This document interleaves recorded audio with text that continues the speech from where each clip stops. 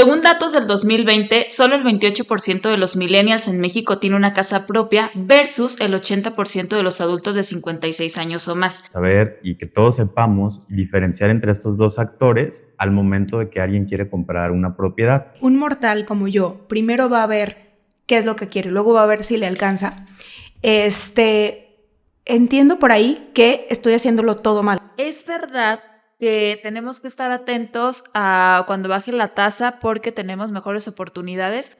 Hey, yo soy Zaira. Yo soy Abril y esto es Finanzas entre Millennials. Si tienes mucha o poca información de finanzas personales y no tienes ni idea de cómo aterrizarla a tu realidad, este es tu podcast. Aquí aprenderás todo lo que necesitas para tener paz financiera, paso a paso para ser un adulto responsable y libre sin tanto rollo. ¡Venga! ¡Hey! Bienvenidos a un episodio más de Finanzas entre Millennials. Yo soy Zaira. Yo soy Abril, como ya saben, y para los que no sepan, también soy Abril. Pues bienvenidos a otro episodio y... bueno, si es la primera vez que me trabé un poquito, si es la primera vez que andan por aquí en este episodio, en este canal, les platicamos que cada 15 días sacamos un episodio nuevo donde hablamos desde lo que hay detrás de las finanzas, la persona que está atrás de las finanzas, hasta cómo hacer cosas como tutoriales, etcétera, etcétera. Y pueden seguirnos en nuestras redes sociales, en YouTube, Spotify, TikTok e Instagram. Por ahí pueden encontrar información diaria sobre educación financiera. Y pues bienvenidos. Bienvenidos. Pues mira, no sé si te has puesto a pensar si solo es trip de nosotras dos, que no creo, es trip de nuestra generación o de más personas o solamente es de nosotros y de nuestros amigos, si es fácil o difícil comprar casa, o sea, sobre esto, y quiero decir unos datos. Según datos del 2020, solo el 28% de los millennials en México tiene una casa propia versus el 80% de los adultos de 56 años o más. Además, una encuesta del 2021 reveló que el 70% de los millennials considera que es imposible asumir los costos de una compra de una vivienda. Y bueno, estos datos prácticamente reflejan las dificultades económicas que enfrenta nuestra generación para acceder a la propiedad inmobiliaria en el país, y la fuente es expansión y el financiero. Entonces, ¿será verdad? ¿No será verdad? Pues vamos platicándolo. El día de hoy pues yo creo que sí es verdad. Yo creo que sí es verdad, pero vamos a descubrir cómo podemos sí o cómo podemos no, o vamos a descubrir todo, vamos a destapar o quitarle las telarañas a este tema. Pues fíjense que conocimos a Juan Carlos Carrillo porque lo recomendamos con una de nuestras asesoradas y ella nos habló muy bien de su proceso y todo, y Zaira y yo dijimos, todos tenemos dudas, tabús, sentimos que es muy difícil, pero hay que saber todo lo que hay detrás de comprar una casa, por lo cual lo invitamos. Él es licenciado en Administración Financiera y Sistemas, broker hipotecario certificado, activo de la Asociación de Brokers Hipotecarios en México y actualmente colaborador en Creditaria Jalisco. Bienvenido, Juan Carlos. Muchas gracias, Abril, Zaira, y pues a los que están escuchando. Gracias. Gracias, Juan Carlos. Pues vamos arrancando. Creo que una de las primeras preguntas que yo te quiero hacer es la diferencia, o sea, ¿qué va primero? Porque de repente creo que, y a lo mejor a ti te pasa, te hacen preguntas que dices, esas no me tocan a mí, carnal. ¿Y a qué me refiero con esto, no? ¿Quién va primero, el asesor inmobiliario o el asesor hipotecario, o más bien la diferencia entre estos dos? Ok, sí, claro que sí, Zaira. De hecho, mira, justo me gusta este inicio, este comienzo.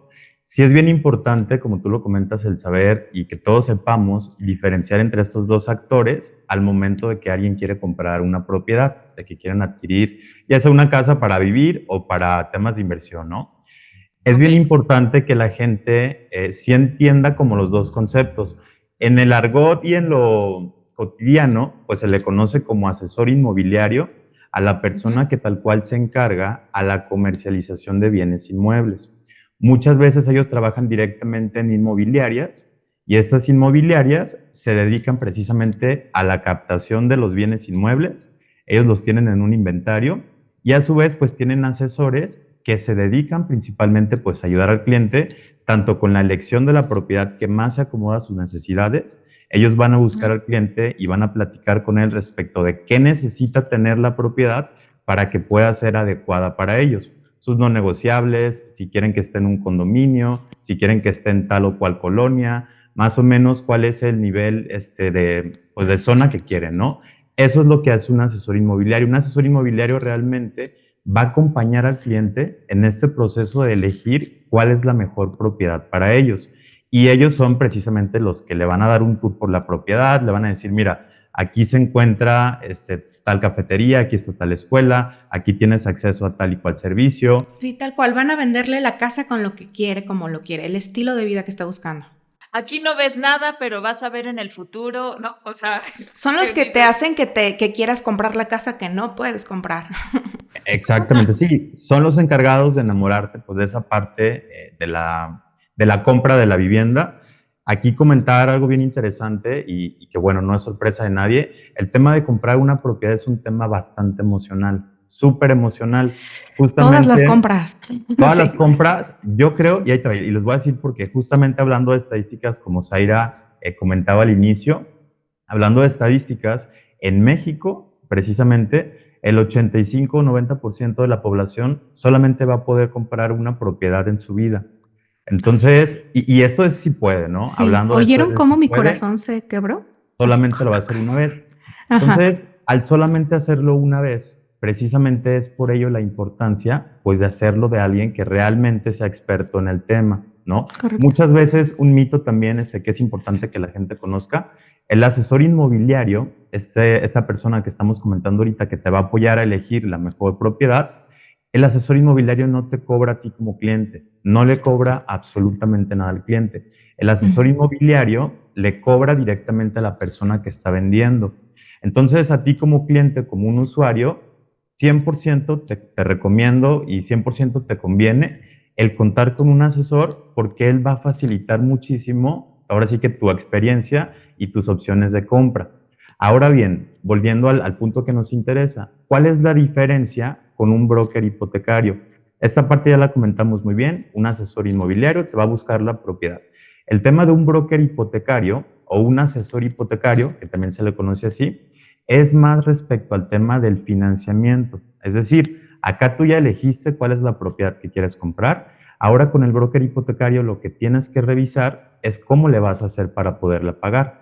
Y aquí es donde se ve precisamente la parte del crédito, de si vas a utilizar un crédito 100% bancario, de si vas a utilizar un crédito con el Infonavit, de si vas a utilizar un crédito cofinanciado, es decir, que combines Infonavit más tu banco.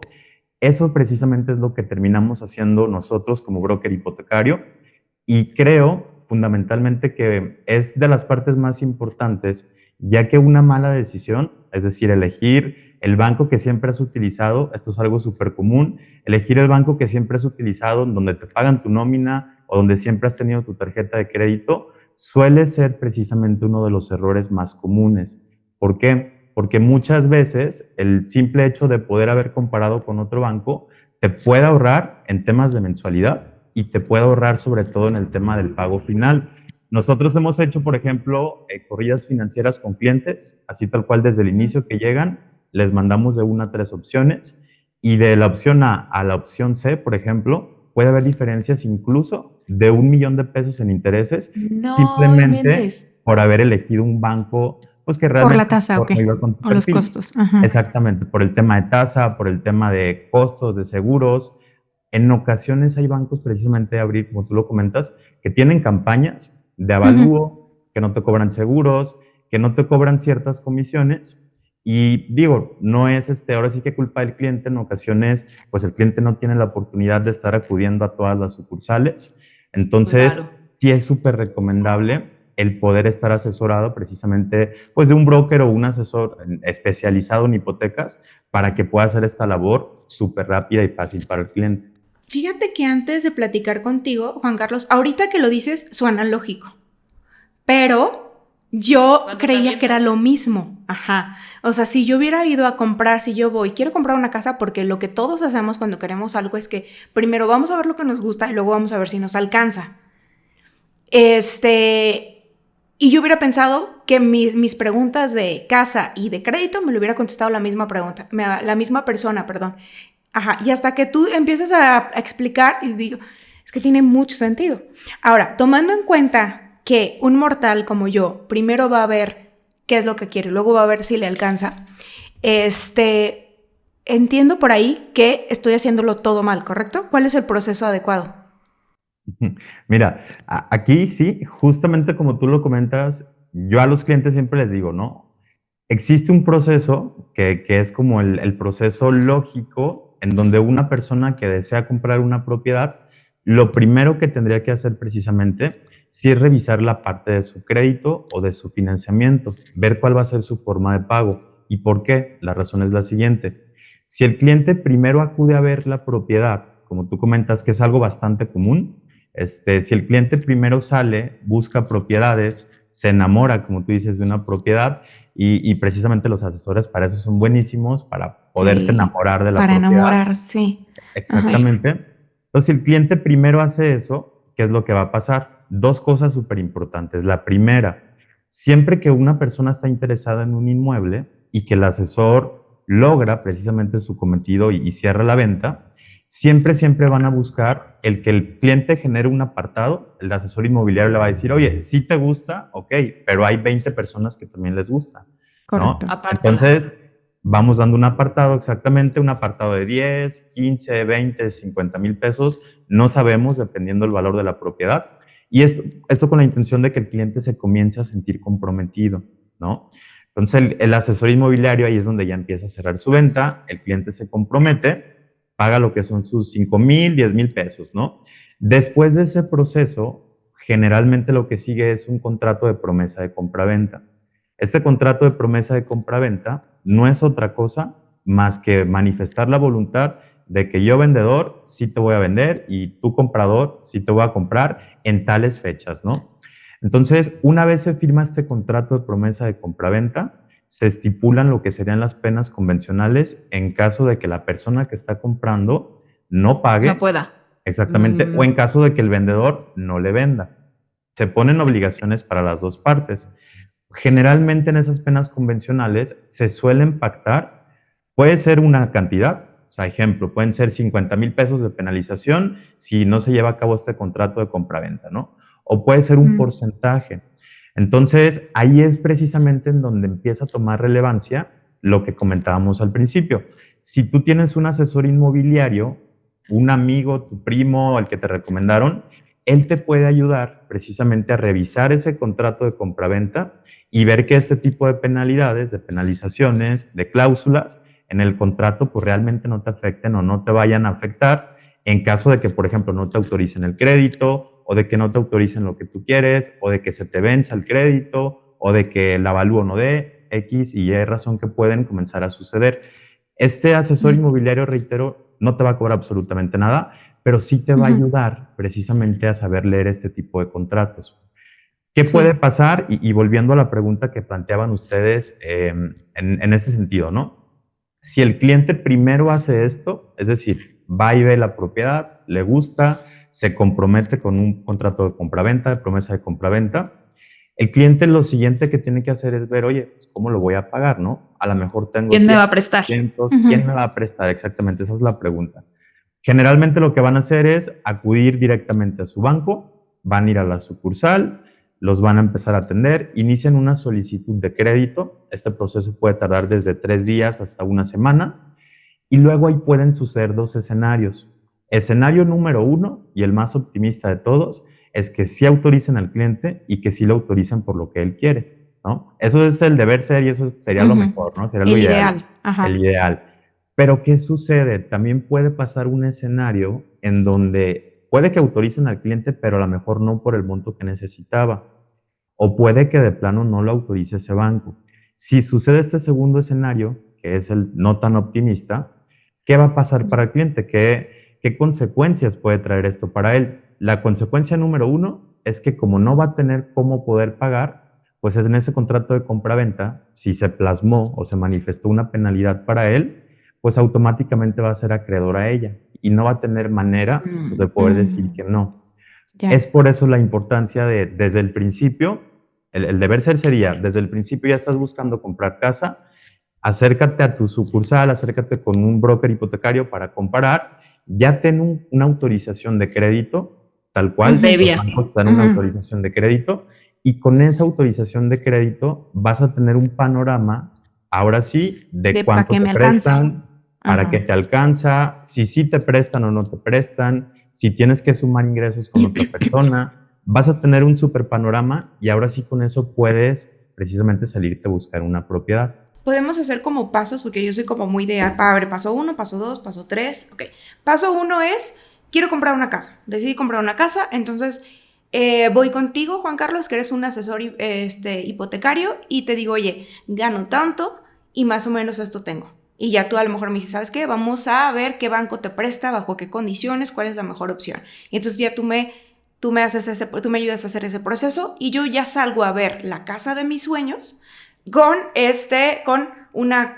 ya tengo un crédito preautorizado de tanto. Ya nada más hay que escoger la casa. Ese es paso 1, paso 2, ¿correcto? Es correcto. Paso 2, elijo mi casa. Ya encontré mi casa, sí me ajusta para el enganche y como lo hice todo como debió de ser, ya la escogí, Juan Carlos. ¿Qué sigue? Espera, antes de eso, una vez que tú comentas, Juan Carlos, que tú los podrías ayudar con esta parte, tú o cualquier broker hipotecario, ¿no?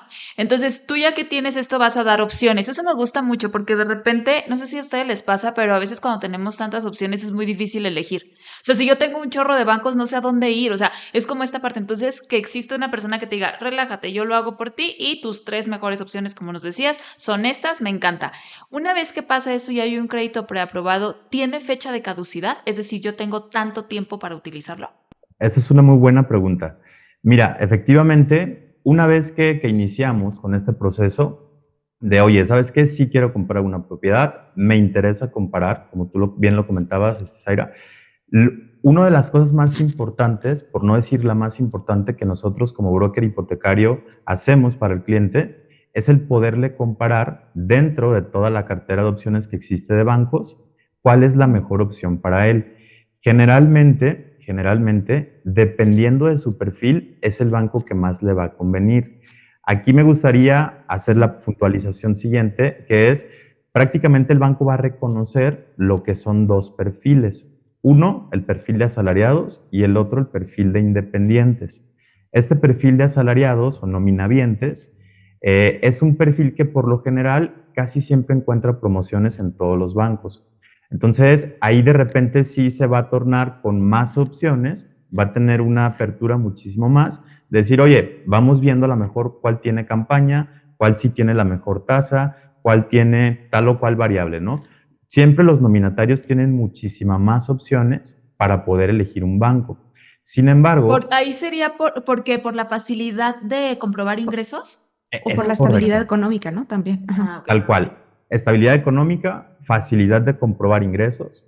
El banco pues, realmente reconoce que una persona que tiene una nómina pues va a tener precisamente esa estabilidad que comenta Abril y obviamente se fijan en el tema de la antigüedad. Se fijan, incluso hay bancos ahorita que revisan, se meten a tus semanas cotizadas ante el IMSS, entonces cotejan toda esa información y para el banco una persona que percibe ingresos a través de nómina, pues es una persona que va a hacer sus pagos de manera bastante segura.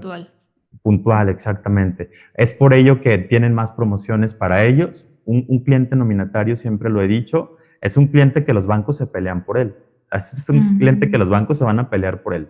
Sin embargo, un cliente independiente, o sea, un cliente que se dedica a un negocio propio, un socio accionista que tiene una persona moral, que tiene una empresa, este tipo de clientes es el que se empieza a quedar como con menos opciones y es en donde empieza a jugar un rol el perfilamiento, ¿no?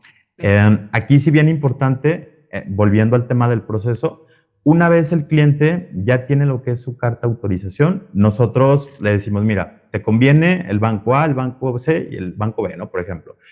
El cliente es el que toma la última decisión. Esta parte sí me gustaría puntualizarla. Nosotros, claro que desde la experiencia, le vamos a sugerir y le vamos a decir, mira, la verdad este es el que más te conviene bajo estas razones, ¿no? Sin embargo, el cliente va a ser el que tome la última decisión. Una vez se ingresa el expediente del cliente, nosotros al ser broker hipotecario, somos como una extensión de los bancos. Entonces nosotros tenemos acceso a los sistemas hipotecarios de los bancos. Nos permite eso, precisamente el poder capturar expedientes de una persona, el poder hacer el tema de la corrida de buró, consultas, etcétera. Entonces, hacemos el proceso muchísimo más sencillo para el cliente. De tal suerte que una vez el cliente ya decidió qué banco quiere ingresar su expediente, en ese momento empiezan a correr 2 o 3 días hábiles para que el banco conteste con la respuesta que dijimos hace rato, ¿no? Un rechazo o una autorización. Si es la autorización que preguntabas ahí, esa autorización tiene una vigencia con todos los bancos, esto está estandarizado, una vigencia de 3 meses para poder utilizar la línea de crédito que te autorizaron, ¿va? Tienen 90 días naturales, 3 meses prácticamente, y en ese momento, justo en ese momento, es en donde el cliente tiene la oportunidad de visitar X cantidad de desarrollos, de propiedades, para ver pues cuál es la que le gusta y poderla usar. Si se le vence, porque esa es otra pregunta común, oye, pero ¿y qué pasa si en 3 meses todavía no la encuentro, no? Por ejemplo, no te preocupes, ya una vez habiendo tenido una carta de autorización, es 98% más fácil de que te la vuelvan a renovar y de que te den otra a que inicies el trámite de nuevo. Entonces, Sí. más o menos Ya. eso sería exactamente. Sería como la respuesta. extenderla entre comillas, ¿no? Pero, ok, perfecto. Así es. Excelente. Oye, entonces, el primer paso sería, entonces, pido mi preautorización de crédito. O sea, como quien dice en otras palabras, primero veo cuánto traigo en la cartera. Después, voy y encuentro la casa. Ya la encontré. Oye, Juan Carlos, ya encontré la casa y ya tenía el crédito preautorizado. ¿Qué sigue? ¿Ya? ¿Nada más me dan las llaves? Ahí te van, ¿ok? Ok. Muy buena pregunta, muy buena Ok. pregunta.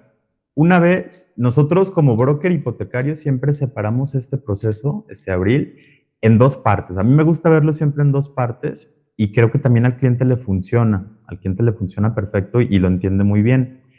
La primera parte o etapa, pues le llamamos etapa, la primera etapa tiene que ver precisamente con todo esto de la autorización del crédito y con la viabilidad de la persona, ¿va? Del acreditado, del titular o de quien quiere comprar. Esa es la primera etapa, que precisamente es la que estamos comentando. Una vez el banco va a ser quien va a tomar como la decisión, ¿no? Una vez el banco ve que esta persona es completamente viable, es decir, que sí tiene los ingresos, que está bien en buró, que tiene la capacidad, etcétera, etcétera. Una vez que esta persona ya es viable y ya tiene su autorización, pasamos a lo que es una segunda etapa. Ujú. Esta segunda etapa tiene que ver ahora con la viabilidad del inmueble, ¿ok? Y en esta segunda etapa existen 2 procesos. Número 1, un avalúo, y número 2, la parte de la notaría, toda la parte legal, ya que como tú estás adquiriendo, pues estás adquiriendo de manera completamente legal. Y voy a explicar un poquito de los dos, así como a grandes rasgos. En el tema del avalúo, ¿qué es lo que pasa o qué es lo que se hace? El banco tiene que determinar cuál es el valor de la propiedad que tú le vas a dejar en garantía. Aquí es muy importante puntualizar que un crédito hipotecario, tal cual, es un préstamo que una institución financiera te está realizando a ti para que adquieras una propiedad, pero te está dejando una tasa de interés pequeña porque lo que se está quedando como garantía es la propiedad que tú estás comprando. Y aquí un mito súper interesante, ¿no? No sé si ustedes han escuchado alguna vez, me imagino que sí, que la gente dice de que, oye, pero si saco un crédito hipotecario con el Infonavit, la casa es del banco y la casa es del Infonavit hasta que yo la termine de pagar o hasta que termine de pagar mi crédito. Y eso es completamente un mito, es falso y ¿Serio? es un error. ¿Por qué? Porque ahí Yo les va. sí lo creía. Sí, ahí les va. En este caso, siempre que tú haces precisamente este contrato o este crédito hipotecario, quien está adquiriendo la propiedad eres tú. Ujú. Cuando tú te vas a la notaría, cuando tú vas a la notaría a firmar tu crédito hipotecario, suceden lo que son 3 actos jurídicos. Así se les conoce, ¿no? Suceden 3 actos jurídicos. El primero tiene que ver con una compraventa. ¿Y qué es la compraventa? Tal cual, trasladar la propiedad de una persona A una persona B. Se está haciendo una compraventa, se está pactando un precio y se está trasladando el dominio o la propiedad de un bien inmueble. Ese es el primer acto jurídico y es el que tiene más peso. Entonces, desde ese momento, tú como persona adquiriente, como titular, como nuevo dueño, automáticamente tienes la posesión y automáticamente te pertenece esa propiedad, ¿va? En lo segundo, o el segundo acto jurídico, se hace lo que es el contrato de apertura de crédito, que también queda completamente notariado, y el tercero se deja precisamente o se establece lo que es un contrato de hipoteca.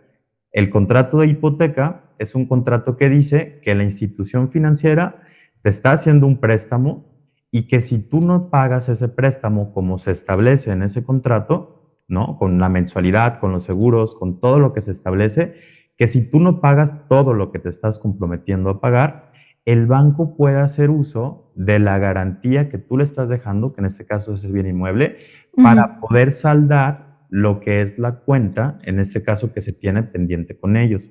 Correcto. Ojo, también bien importante, y me imagino que este dato sí puede ser de interés para quien nos está escuchando. Muchas veces los clientes también se quedan con la idea de que, oye, ¿y qué pasa si no puedo pagar, no? ¿Qué pasa si no pago? El banco me va a quitar mi casa y se va a quedar con ella y la va a vender, ¿no? Ahí también es otro mito. ¿Por qué? Voy a poner el siguiente ejemplo, ¿no? Y es un ejemplo real. Si tú compras una casa en $1,000,000, ¿no? La compras en $1,000,000, la compraste, vamos a suponer, en 2025, la compraste en 1,000,000, sacaste 900,000 pesos en crédito hipotecario. ¿De crédito? Tú le debes al banco esos 900,000 pesos, ¿no? En 2025.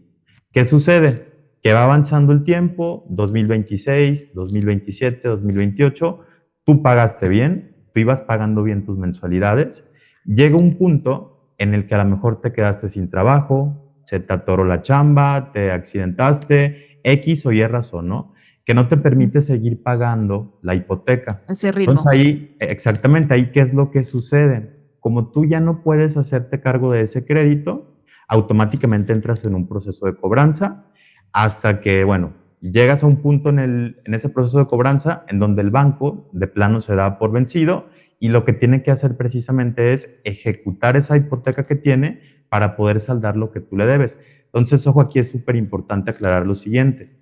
Si tú en ese caso dices, oye, ya pasaron esos 4 o 5 años, ¿no? Yo sí le estuve pagando al banco 4 o 5 años. A lo mejor me prestó 900, pero ahorita ya le debo nada más 700,000 de capital, ¿no? Ahí el cliente tiene la opción, siempre va a tener la opción de vender la propiedad. Es decir, si ya no la puedo pagar, se la puedo vender a un tercero.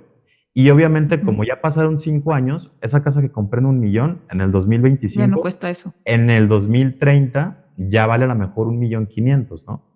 Entonces, yo se la puedo vender a un tercero, aunque tenga una hipoteca y un gravamen, se la vendo al tercero. Ese tercero, con ese 1,500,000, lo que va a hacer es lo siguiente: le va a liquidar a la institución que yo le debo, al banco que le debo los 700, 800, lo que haya en capital en ese momento, lo liquida él y el restante me lo quedo yo.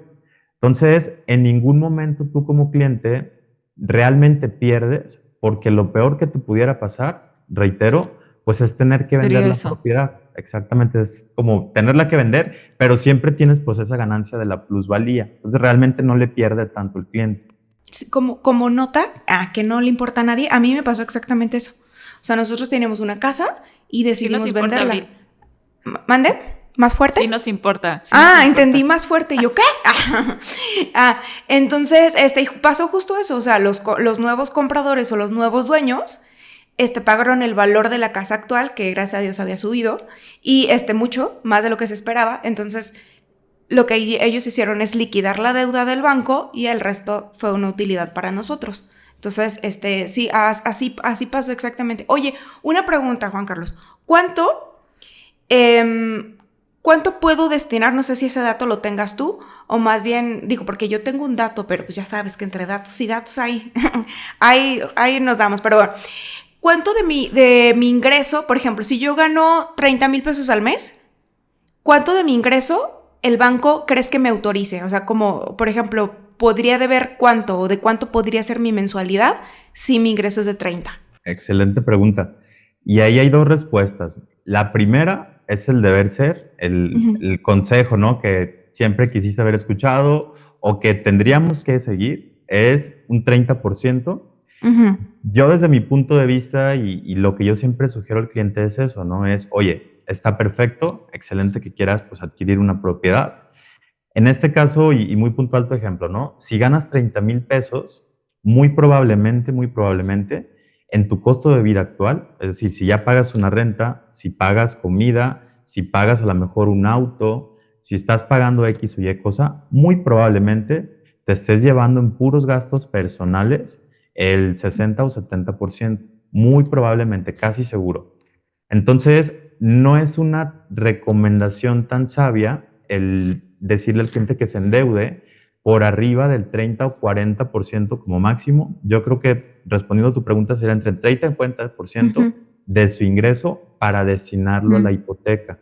Sería lo más sano, sería el deber ser. lo Sin ideal. embargo, sería el ideal. Sin embargo, existen bancos, y aquí vamos a como abonarlo con esta parte, existen bancos que dejan endeudar al cliente, y esto es un dato real, dejan endeudar al cliente hasta el 60 o 65% de lo que No gana. mames. Ejemplo, si gana esos 30,000 pesos, hay bancos que sí le pueden hacer un préstamo, a suponer, de 1,700,000, 1,800,000, para que el cliente pague 15, 16 o 18,000 pesos al mes.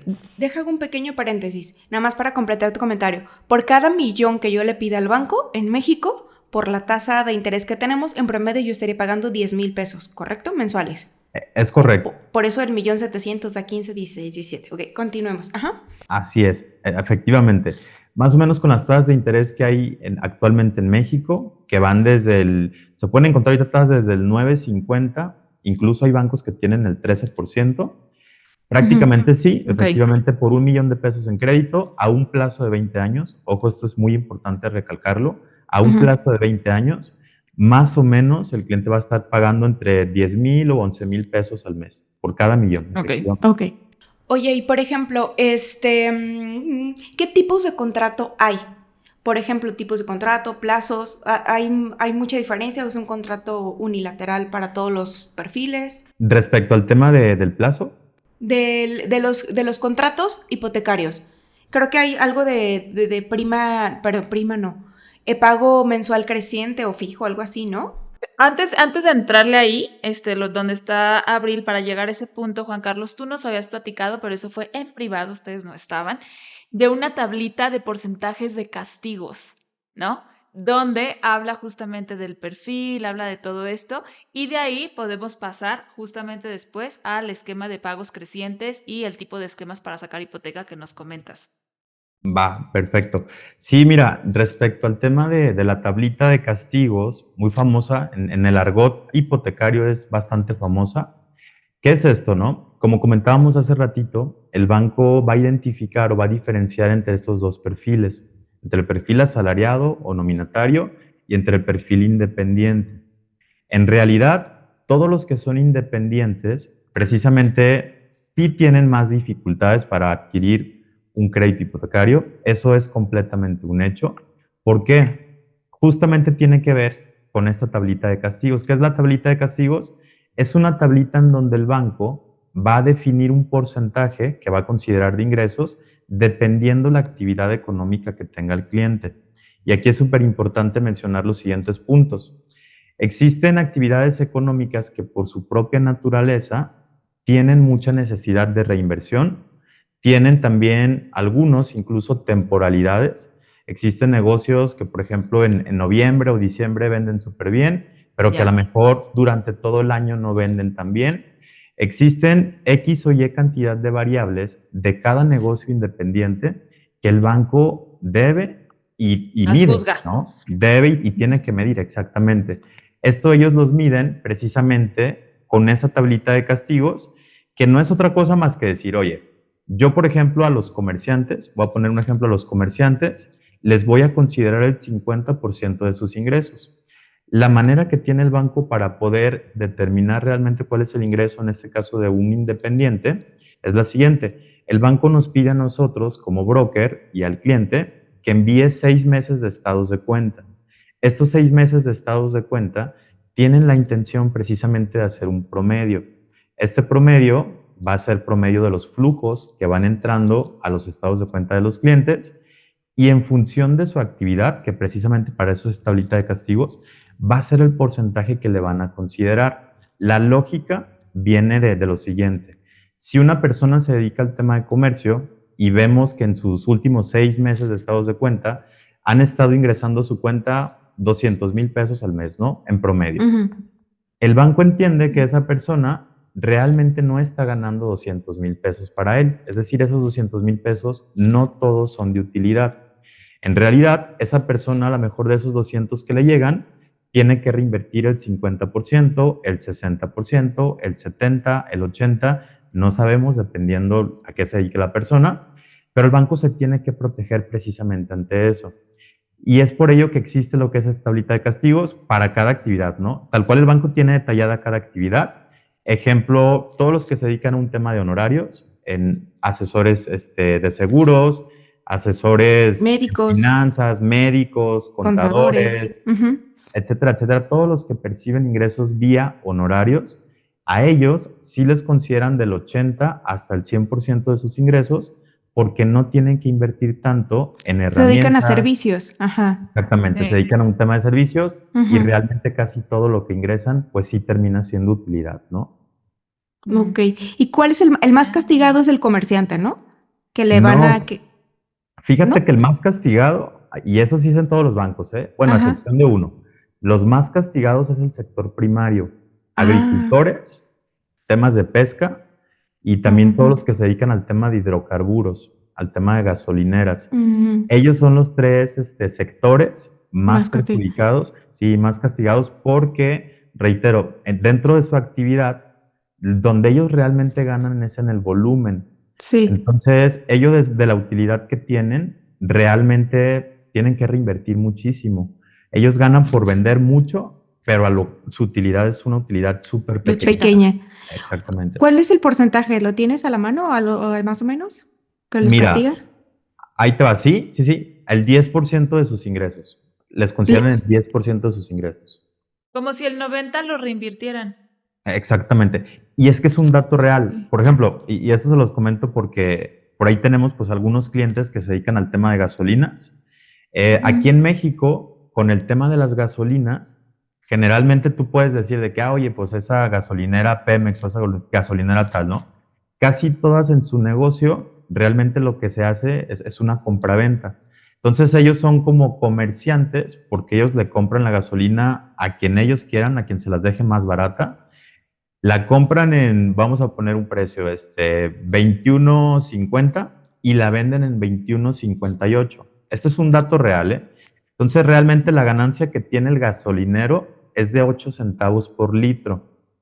Por ende, si tú vendiste, vamos a poner, 1 millón o 1,000 litros, en realidad de esos 1,000 litros que tú vendes, todo el ingreso que te está llegando, tú no estás ganando pues, prácticamente toda esa cantidad. Tú lo que estás ganando realmente pues, es ni siquiera el 1% de lo que tú estás vendiendo. Es el 0.000 y algo. Reitero, donde ellos ganan es en el volumen. Por eso Correcto. el banco los castiga con el 10% de consideración de todo su ingreso. Ok, ok, tiene mucho sentido, la verdad. Tiene mucho, mucho sentido. Ahora sí, los esquemas de pago que hay en una hipoteca, ¿hay un solo esquema? ¿O según el perfil hay opciones? ¿O cuáles son? Porque había el mito, que creo que, no sé si todavía te pasa, pero cuando yo en su momento compré casa, había el mito de que de que el pago aumentaba conforme a la inflación y que si aumentaba mucho la inflación se iba a ver el pago muy exagerado, que luego uno no terminaba de pagarlo, o que es fijo, o que... ¿Qué tipos de pago pueden encontrar las personas? Ok, excelente pregunta. Mira, sí, efectivamente, y yo creo que en esta sí se van a familiarizar, sobre todo generaciones de los 70s, 80s, quizá. Existía antes una política, y esto era más sobre todo en temas de Infonavit. En algunos bancos también existió, pero esto era más sobre todo en tema de Infonavit. Existía lo que era un esquema de moneda, no era de pago, un esquema de moneda o de conversión que estaba, por ejemplo, en BSM, VSM, ¿no? Eso precisamente era una actualización de que el cliente tenía que pagar en veces salarios mínimo. Era una medida que se utilizaba. Entonces, como se actualizaba el salario mínimo y el salario mínimo pues ha estado subiendo, cada vez que subía el salario mínimo, también subía lo que era su mensualidad o subía su pago. Y es por ello que precisamente todavía hoy día hay clientes que tuvieron esos créditos y que conforme ¿Siguen van pagando? subiendo el salario, siguen subiendo, exactamente. Hubo por ahí, de ¿Y se hecho, volvieron impagables o qué? se han vuelto, claro, se han vuelto impagables, pero de hecho actualmente hay una campaña, de hecho la vi hace poquito, hace como 6 meses, actualmente todavía sigue activa, hay una campaña para todas las personas que tienen créditos en el Infonavit, en BCMs, en salarios mínimos, que se les están actualizando, lo pueden ir a cambiar a pesos, tal cual a un peso fijo, y ahí ya se quitan prácticamente esa bronca, ¿no? O sea, ya quedan totalmente en una tasa fija y ya no se les va a mover conforme al salario mínimo. Ok. Y, por ejemplo, contestando a tu otra pregunta, del tema de la tasa de interés, oye, ¿es una fija o va subiendo conforme el tiempo? Aquí en México actualmente está estandarizado, prácticamente todos los bancos en créditos hipotecarios manejan tasas fijas. No existen en México Ok. una tasa variable. Actualmente no. En otros Ya no. países sí, exactamente, en otros países sí. Por ejemplo, en España es súper común. En España las tasas de interés que son flexibles o que se están moviendo, variables, son súper comunes. O sea, de hecho allá es muy raro encontrar un banco que te ofrezca una tasa fija. Allá todo va entre la tasa LIBOR y se está actualizando y, o sea, la gente no sabe, la gente cada 6 meses, y esto es dato real, cada 6 meses se tiene que estar preocupando de si va a subir o va a bajar la tasa y de Ay, qué cuánto se va a quedar en la estrés. hipoteca. Exactamente. En Estados Unidos es algo muy similar. O sea, existen bancos que te ofrecen la tasa fija, que obviamente va a ser una tasa más alta, o te ofrezco la variable con, obviamente, la Tus consecuencia por el beneficios. riesgo de que puede que baje y te va a beneficiar, pero puede que suba y ahí qué vas a hacer, ¿no? Entonces, aquí en México, la verdad es que actualmente en esa parte sí está súper estandarizado. Todas las tasas de interés son fijas. Eso significa que no van a subir. Tú firmas un contrato por los 20 años y durante esos 20 años no va a subir. Sí va a ser. Exactamente. Ahora, volviendo al tema de los esquemas de pago. ¿Qué es un esquema de pago? Es la forma en la cual se te van a estar cobrando tus mensualidades. Actualmente en el mercado existen dos esquemas de pago. Uno precisamente que es un pago fijo o una mensualidad fija. Este es el que quiere el 98% de los clientes. Todos los clientes Ok. quieren tener precisamente esa certeza de que siempre voy a estar pagando lo mismo. Quiero tener una mensualidad fija. Pero existe también lo que es la opción de tener un pago creciente. ¿Y esto qué significa? Que tú inicias con una mensualidad pequeña y conforme va avanzando la vida del crédito, va aumentando cada vez más. Este tipo de esquema de pago, ¿para quién se recomienda? Yo lo recomiendo en lo particular para clientes jóvenes, precisamente, gente que se encuentra entre los 25, 30, 35 años, que saben que a lo mejor ahorita pues les está yendo bien. Bueno, un ejemplo, ¿no? A lo mejor están ganando 40, 50 mil pesos, pero saben que en el futuro, conforme van avanzando, Más. van a ganar más, exactamente. Entonces, a ellos les conviene porque ahorita no sacrifican tanto su liquidez, Ingreso. no se quedan exactamente sin tanto de su ingreso, sino que conforme van avanzando, ellos se van preparando más, van ganando más, pues la mensualidad comienza a subir y no se les hace ya tan pesada. Entonces es una excelente opción. ¿Y esa se actualiza cada año o cada cuándo se hace el cambio? Efectivamente, existe un porcentaje de aumento y esto sí ya va a depender de cada banco. Es un porcentaje de aumento a la mensualidad y efectivamente se hace cada año. Ejemplo, en el año 1 empiezas pagando 12 mil pesos, en el año 2, 12,500, en el año 3, 12,700, pero sí es con un porcentaje de conversión y se va pues a través del tiempo, ¿no? Durante los 20, pero sí es por año, efectivamente. No, y además ese aumento de alguna manera es seguro, ¿no? No es como que de un año a otro me va a subir el doble, o sea, no tengo por qué asustarme, ¿correcto? ¿O Es sí? correcto, sí. Ah, No. ok. De hecho, como les comentaba, cuando una persona firma en la notaría su crédito hipotecario, siempre deben tener cuidado y deben de estar muy enfocados en que se les debe entregar una tabla de amortización. Deben poner mucho cuidado en eso. Esa tabla de amortización no es otra cosa precisamente más que el tener esa certeza de que tú vas a hacer los pagos por tal y tal y tal cantidad, de que no se pueden modificar y de que no pueden cambiar. La única manera que existe de que pueda cambiar esa tabla de amortización que se firmó en notaría va a ser cuando el cliente haga abonos a capital. Y ahí ya nos metemos en otro tema, porque los abonos a capital pues son para que el cliente tiene dos opciones, o sea, para que baje la mensualidad, en este caso de su crédito, o para que disminuya el plazo. Terminé antes. Exactamente. Esa es la única manera en la cual se va a modificar todo esto, ¿no? Se le puede modificar incluso el tema de la tasa, el CAT, todo se le va a mover porque el cliente pues está haciendo abonos a capital. Esa es la única forma que existe. Ok. Oye, una pregunta. Por ejemplo, volviendo un poquito al tema del esquema de pagos, que uno es fijo y otro es creciente. Usualmente, el ingreso de las personas va hacia arriba, empieza a ascender. Puede variar la cantidad que suba o el porcentaje que suba de un año a otro, ¿no? Pero, ¿tú qué le recomendarías a una familia con hijos pequeños que dices, bueno, conforme van creciendo, en lugar de que mis gastos vayan bajando, pues van subiendo porque ellos son más caros, ¿no? Cada vez. No me estoy proyectando. No es cierto, sí me estoy proyectando.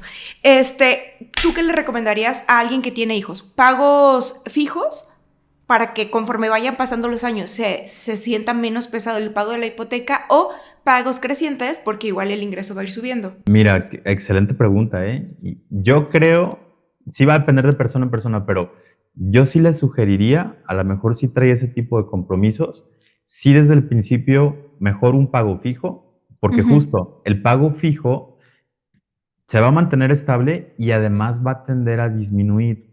Algo muy importante que hay que comentar es que dentro de la mensualidad, o como está distribuida, una gran parte son los seguros. Entonces, por ejemplo, se paga un seguro de vida que está ligado al saldo, al capital que tienes o al saldo insoluto. Por ende, mientras tú vayas pagando tu crédito, esa mensualidad que tienes fija va a comenzar a disminuir. Yo, desde mi punto de vista, si el cliente tiene ese tipo de compromisos y ya tiene un hijo o dos o tres, sí sería importante, como tú lo comentas, el quizá poder ponderar esa opción mejor de tasa fija, y en su momento, como tú dices, bajo esa tendencia que todos esperamos que nos vaya mejor, pues estar haciendo abonos a capital, ¿no? Eso es súper mega recomendable, y sobre todo también que el cliente tenga dentro como de sus puntitos importantes de un crédito hipotecario, que los abonos a capital hay que hacerlos de preferencia dentro de los primeros 5, 7 años máximo, porque ahí es donde se paga la mayor cantidad de intereses. Entonces, si el cliente, reiteramos, ¿no? Si el cliente ya pasaron 7 años, nunca hizo abonos a capital, pero ahora sí ya quiere empezar a hacer, ya no es tan conveniente, porque ya realmente lo único que está pagando es su capital. Ya no le conviene tanto. Ahí se desembolsaría más que ayudarse.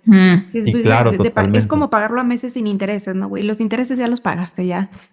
Ok. Exacto, sí, exactamente. Fíjate que después voy a comprometernos a algo. Después podríamos hacer un episodio, igual los tres, pero haciendo como escenarios posibles. ¿Qué pasaría si alguien invierte en capital o le abona a su crédito en tal año, tal cantidad? O sea, jugar con los números, porque mucha gente... pienso que mucha gente es como yo, que le gusta así como, oye, ¿y si le pones aquí, cuánto baja? Oye, ¿y si le pones acá, qué pasaría? Puros casos hipotéticos que creo que nos pueden ayudar mucho o completar nuestra visión de adquirir una casa o cómo acabarla más pronto, ¿no? Oye, Juan Carlos, aquí hemos escuchado mucho que cuando Banco de México sube las tasas, los créditos suelen hacerse más caros, que cuando baja, o sea, todo este tipo de cuestiones, ¿no? Tengo una duda. ¿Es verdad que tenemos que estar atentos a cuando baje la tasa porque tenemos mejores oportunidades, o los créditos hipotecarios de repente el banco puede tener otra estrategia? No sé, platícame un poquito sobre eso, please. Ok.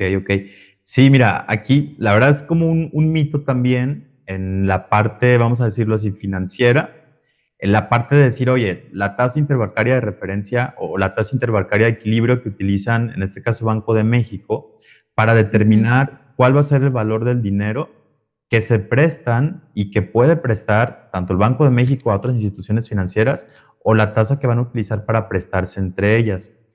Para nadie es desconocido que existen, por ejemplo, muchas financieras que están operando actualmente en México y que todas son fondeadas precisamente por la banca múltiple, por los bancos comunes, ¿no? Por los que nosotros conocemos.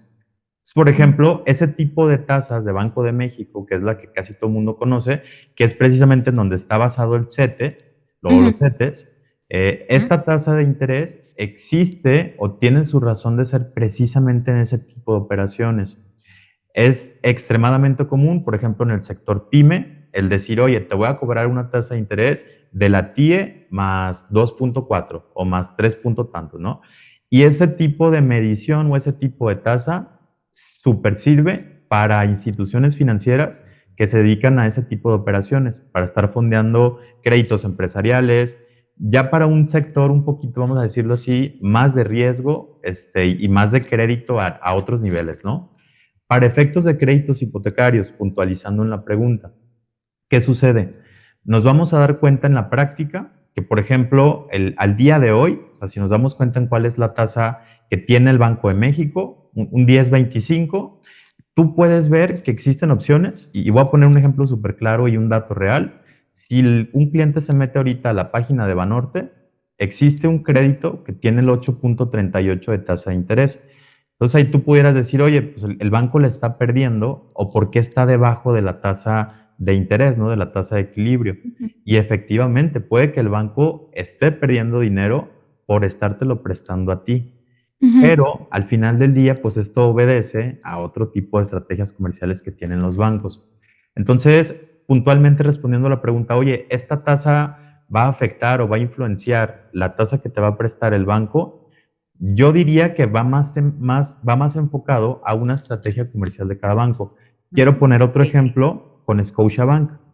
Scotiabank es un banco que, si tú ves las estadísticas, es un banco que del 100% de su cartera a nivel crédito colocada aquí en México, el 47% es de créditos hipotecarios.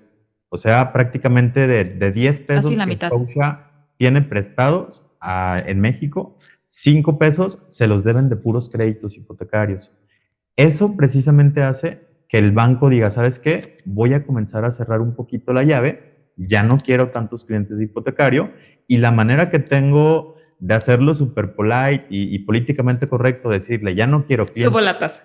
subo la tasa, entonces ya no van a llegar tantos clientes, ¿no? Lo hago caro, ajá. Exactamente, entonces cada banco va a estar jugando con sus tasas en función de la estrategia comercial que tenga, ya sea para aumentar su base de clientes o para atraer clientes nuevos. O para Creo que disminuirlo. sí, Ajá. exactamente. Y digo, ahí pudiéramos conectar precisamente esa parte de decir, oye, los créditos de sustitución, ¿por qué son más baratos que cuando compras, no? Esa parte de atraer clientes nuevos. ¿Hay manera de yo como persona mortal saber cuál es el porcentaje que tiene cada banco o sea, de los ingresos que tiene, qué porcentaje lo tiene en créditos hipotecarios? Sí, sí, sí. Digo, cualquier persona se puede meter en la CNBV, Comisión Nacional Bancaria y de Valores, dan estadísticas anuales de cuál es el porcentaje que tienen colocado de cartera cada institución financiera. Y nosotros en lo particular tenemos a un partner que nos hace tal cual como un librito de estadísticas. Ese, si quieren, sí se los puedo compartir sin ningún tema. Y tenemos un libro de estadísticas del sector hipotecario de prácticamente todo, ¿no? Vienen, por ejemplo, los segmentos de quienes están comprando, viene segmentado también por estado, por entidad federativa. Nos damos cuenta que Ciudad de México, Jalisco, Nuevo León prácticamente compran el 40 y tantos % de las hipotecas a nivel nacional. Te das cuenta de un montón de datos que sí, al cliente sí le ayudan, y dentro de esos datos viene esta parte, ¿no? Del exposure que tiene cada institución financiera al segmento hipotecario. Oye, yo creo que ya para andar finalizando, háblanos de la tasa de esto que mencionaste de la tasa de adquisición y la tasa de sustitución. Ajá, ¿cuál es la diferencia? Mira, aquí la verdad que una de las grandes ventajas que tienen los clientes al momento de adquirir un crédito hipotecario es que no están obligados a permanecer con la misma institución durante los 10, 15 o 20 años que firmen su contrato. Eso Te es puedes divorciar. súper importante. Exactamente, siempre existe el divorcio. Entonces el cliente siempre está en su derecho, ¿no?, de poder cambiarse con la institución financiera que le ofrezca las mejores condiciones. Esto en temas hipotecarios se conoce como un cambio de hipoteca o una sustitución de hipoteca. Ese es el nombre de los productos financieros. Y aquí también es súper importante el comentarle al cliente lo siguiente. Esos productos, existe el producto de adquisición, que es cuando el cliente compra, y existe el producto de sustitución, que es cuando el cliente ya compró, pero se va a cambiar de institución. Estos productos, el de sustitución de hipoteca, generalmente, y por regla lógica, tiene tasas de interés más baratas y también mejores condiciones. ¿Por qué? Porque lo que busca el banco, en este caso, que quiere atraerte como nuevo cliente, si tú ya estás, vamos a poner un ejemplo, ¿no? Si tú ya estás en el banco azul, pero el banco rojo quiere que tú seas su cliente, y tú al banco azul estás pagando una tasa del 11% anual, pues el banco rojo, para que tú te vayas con él, evidentemente no te puede ofrecer una del 11.50, porque no te irías. Entonces, lo que hace es generar una estrategia, hacen un estudio de mercado, ven a sus competidores en qué tasas de interés están y lanzan precisamente una campaña para hacer sustituciones de hipoteca. De tal suerte que dicen, pues sabes que el Banco Azul trae a sus clientes con tasa del 11, yo lanzo una campaña con el 10.50 y empieza Y a jalar vamos a viendo. los clientes, exactamente. Digo, para efectos prácticos al cliente, súper le conviene porque va a pagar menos de su mensualidad, va a pagar menos de pago final, incluso puede negociar pues un plazo menor. Eso es un hecho, es un ¿Y excelente. eso lo puede hacer el cliente en cualquier momento del plan y las veces que quiera? Mira, excelente pregunta. Eso el cliente tiene permitido hacerlo y ahí te va. Esto va a depender más bien de la política del banco que esté agarrando la hipoteca. ¿Por Ok. qué? Porque en este caso hay bancos que te dicen, oye, yo para poder cambiarte a conmigo, cambiarte a mi banco, necesito que mínimo tengas 6 meses con tu hipoteca actual. Hay otros bancos que te piden por lo menos un año con tu hipoteca actual y va a haber otros bancos que pues de plano no exista como ese tema de que, pues sabes que lo tengo desde hace 2 meses, quiero hacer el cambio, ¿no? Sí hay que fijarnos bien en el banco al que vamos a hacer el cambio, qué política es la que tiene para ver si va a ser viable o no. Ok, y si yo cumplo con los requisitos del banco al que me quiero ir, me puedo cambiar las veces que yo quiera. Efectivamente. Aquí Ok. también abrí el ojo, y eso es importante que el cliente lo sepa, al momento de que tú estás haciendo un cambio, ¿sí? Este cambio de hipoteca que tú estás haciendo va a tener un costo para ti, ¿ok? ¿Qué costo va a tener? Se tiene que volver, vamos a decirlo así, a la notaría porque se va a cancelar la hipoteca, que en este caso tiene el banco rojo, la vamos a cancelar completamente y la vamos a adquirir ahora en el banco azul, ¿no? Correcto. Entonces, se tiene que generar una escritura nueva, aunque no va a pagar y no va a costar lo mismo que su primera escritura. Eso también es bien importante comentárselo al cliente. Ok. Para efectos prácticos, sí se los comento a las dos. Este proceso de hacer una sustitución de hipoteca, los clientes, y en la práctica lo que yo he visto, no lo hacen más de 2 veces, máximo 3, durante la vida de su crédito.